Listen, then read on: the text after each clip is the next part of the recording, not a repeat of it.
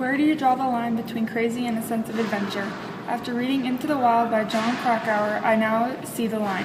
Chris McCandless was found in the Alaskan wilderness in September 1992, dead at the age of 24.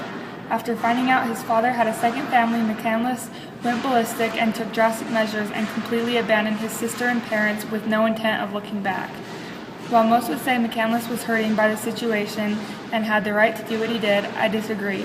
Can you imagine what our world would be like if everyone just up and ran when trouble came into their life? There is no excuse for McCandless's behavior and actions, which is why I am against them. In the following paragraphs, you will get a strong sense of where I am coming from. While most readers would have you think that McCandless simply had a huge sense of adventure, the reality is he was just using his family problems as an excuse for his outrageous acts of selfishness. As she studies the pictures, she breaks down from time to time, weeping as only a mother would who has outlived a child can weep, betraying a sense of loss so huge and irreplaceable that the mind balks at taking its measure. This is a quote from Chapter 7 as McCandless's mom grieves. Do you still think his decision to abandon his family was fair? There is no way to justify his actions McCandless didn't want to be held accountable for. Having a sense of adventure is totally different from what McCandless chose to do. I have to question McCandless's credibility here because most of the choices he made throughout the book were questionable, which is why I've used ethos in this paragraph. McCandless states several times in the book that he will never return home, then towards the end of his journey changes his mind. So can he really be taken seriously when he says anything? Which brings me to my next point in my essay.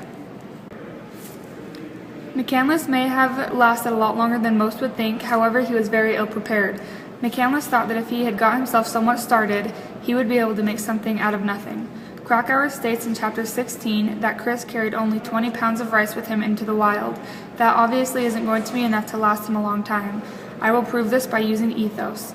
In the book he stated he wanted to prove himself that he could make it on his own without anybody's help. However, there were several times in the book where he regretted not asking people for the help that he knew he desperately needed.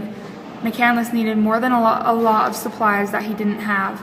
He went out into the wilderness somehow thinking he was invincible because most people would know it is impossible to survive with rice and an old gun.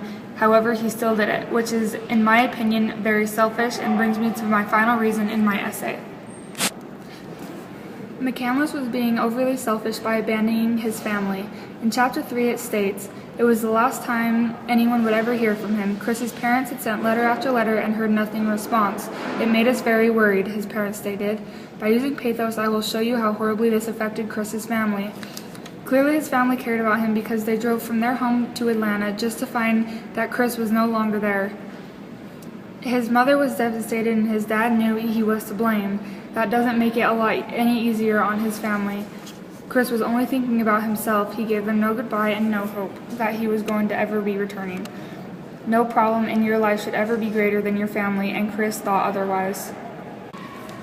After reading this book, I have changed my perspective on life. You can never take things for granted and always make sure you think before you act. There is no other way to put it besides simply stating that McCandless was crazy. The excuse that he had a big sense of adventure is absurd. No sense of adventure will make it okay to abandon your own flesh and blood. McCandless was asking for trouble by being ignorant and believing he could do all of this on his own without help from anyone, especially when he was not properly prepared. This will make me stop and think next time I am about to make a quick decision without using my better judgment.